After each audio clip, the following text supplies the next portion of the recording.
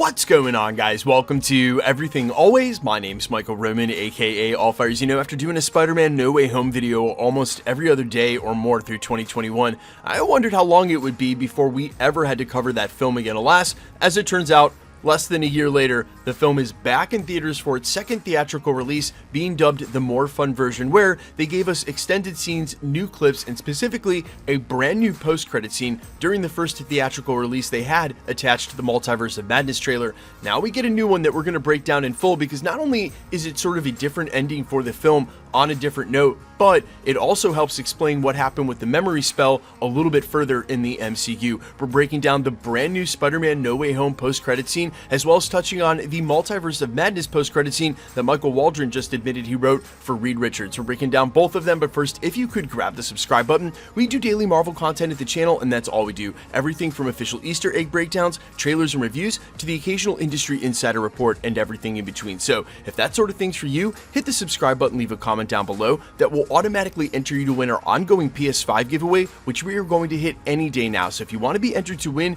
hit the sub, leave a comment down below, and if you want, stick around to the end of the video. We'll get into all the giveaway stuff again there. Also, today's video brought to you by, well, myself. If you guys have ever supported me as a content creator here on YouTube, then you probably know that I do music. And in fact, if you didn't, long before I was a YouTuber, it's all I've ever done or pursued in my life. It is my main passion. Now, while you don't have to worry about me quitting being a YouTuber anytime soon, guys, I could really use your help. I am 5 weeks into a competition and presumably will be for the next couple of weeks as I try to win this thing. The voting is free to the public. There's a link down in the comments in the description below. It takes 2 seconds. All you have to do, click the link, and with a Facebook account, you can vote for free, and you can vote every 24 hours. You can also donate votes on that same page to the Suicide Prevention Foundation. This is basically a big Odyssey.com fundraiser for that cause, but you can just vote for free, and whether you do it one time or multiple times, to those of you who already have, thank you. And if you have a second out of your day and you want to support me as a musician, I would sincerely appreciate you giving me a click. Now let's jump into those post-credit scenes. Okay, so originally posted as a description by a Reddit user, it's been re-reported now by the direct CBR.com, etc., what the stand-in for Doctor Strange in the Multiverse of Madness trailer is. Quote, the replacement scene features Betty Brant's final school news segment as it shows pictures of the kids' adventures throughout high school, including Homecoming's Decathlon and Far From Home's Europe trip. However, all of the pictures are missing Tom Holland's Peter Parker, which really contextualizes the scene that we see right at the end of the film for 2 reasons. First of which, when Peter is entering that apartment by himself, one of the things that he puts up alongside his Lego Star Wars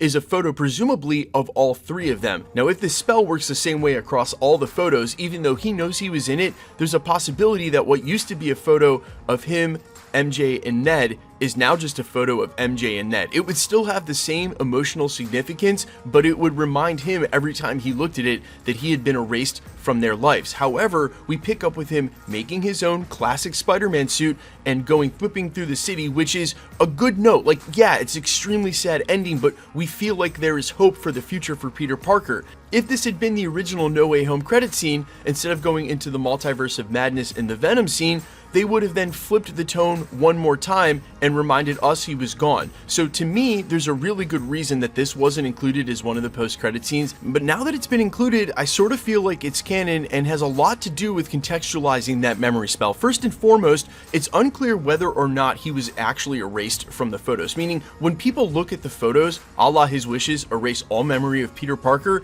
is he actually gone, or can people just not see him? And the reason I think this is a very important distinction is because of the broken necklace that they made sure to show us MJ is still wearing in the very conclusion of the film. She still has the necklace that was broken because of the events during Far From Home. And if you're still a little confused on the lingo here, he asked Doctor Strange to erase all memories of Peter Parker, but people still remember there's a Spider-Man, and that Spider-Man took part in all of these events. That's why Doctor Strange tells America Chavez during the beginning of the film that there was this whole thing with Spider-Man in the multiverse. Notice he didn't say Peter Parker. So there are still memories of him and what he did in the universe, and he still did them a la the broken necklace. The same broken necklace they use at the end of the film to possibly foreshadow that MJ will remember him or vice versa, and they'll find their way back to each other. So until that happens, though, we have to remember people know that there's a Spider-Man and that he was a part of a ton of the events, but they do not remember Peter Parker at all. And where that wouldn't have worked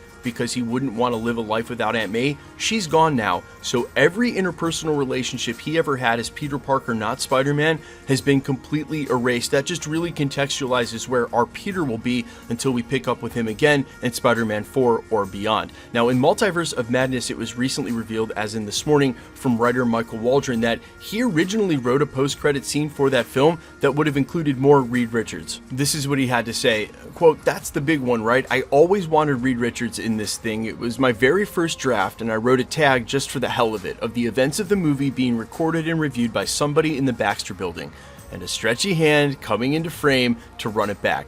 Reed is probably my favorite Marvel character, so I was always going to get him in there somewhere.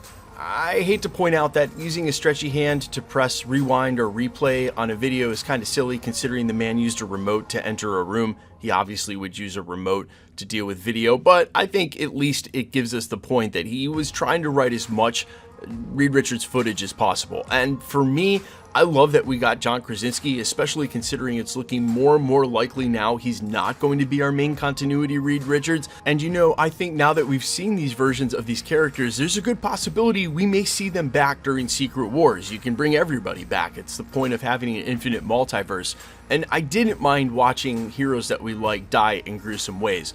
But what I will say is that if you're still wondering why the Illuminati went down so hard and so fast to Wanda after they said they were prepared, remember, the Wanda standing in front of them is what they call an innocent woman. The Wanda from R616 that has dreamwalked into her body is the one doing evil, so they don't want to just right off the rip kill that Wanda. That would be killing the Wanda who's guilty of nothing in their own universe. That's why I think they're playing it coy and cautious. So if you were wondering why the Illuminati, who apparently dusted Thanos with almost no problem while he had Infinity Stones and the sword, went down so hard as in no fight to Wanda, it's because they're not trying to kill the Wanda from their own universe. They're trying to find a way to deal with this and reason with her without having to resort to that. Guys, let me know all your thoughts down below in the comments about this new post-credit scene for Spider-Man No Way Home. If you agree with me about the memory spell and maybe the writing in that film in general not being the most cohesive, but hey, Marvel Studios really got away with one here at the end of Phase 4, and all things considered, with the pandemic and everything else, I would say they did pretty okay not messing it up. We got through it, and it's only going to get better from here. Let me know your thoughts down below. Quickly, let's get into the giveaway stuff before I let you go. All right, we're still giving away PlayStation 5s every 20,000 subscribers all the way up to 1 million. If you want to be entered to win, all you have to do, hit the subscribe button, then leave a comment down below. Because it's truly random, the more videos you comment on, the better chance you have of winning. All winners will be announced at the end of videos, the same way we're doing here. The best way to keep up with the content has always been to hit the notification bell with all notifications turned on. As always, my name's Michael Roman. You can find me on Instagram and Twitter at IamFires. You can also find me on Spotify, YouTube, Amazon, Apple, iTunes under the name All Fires. Speaking of which, and as per my plea at the beginning of the video, if you haven't already, it takes 2 seconds. With a Facebook account, you can vote for free every 24 hours. I'm trying to win an awesome show in Hollywood to launch my live band, and while you can donate to the Suicide Prevention Foundation for a good cause, you don't have to do that. Some of you already have, and I really appreciate it. I can see the running ticker of votes, and for those of you who have already voted multiple times and done the daily vote for free, I really appreciate each and every one of you.